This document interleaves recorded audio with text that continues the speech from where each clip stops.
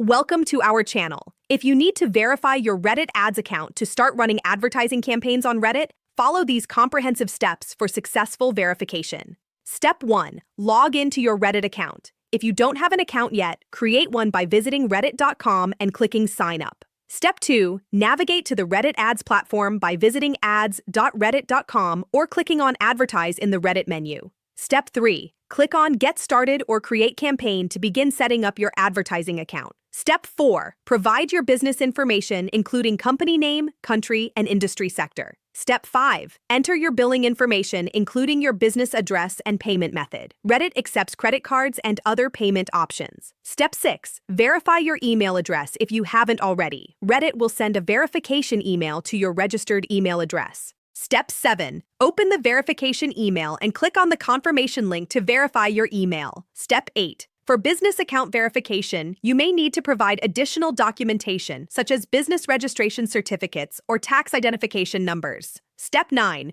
Review and accept the Reddit advertising terms and conditions. Step 10. Submit all required information and wait for Reddit to review your advertising account setup. Once approved, you can create campaigns and start advertising on Reddit. Don't forget to like this video and subscribe to our channel.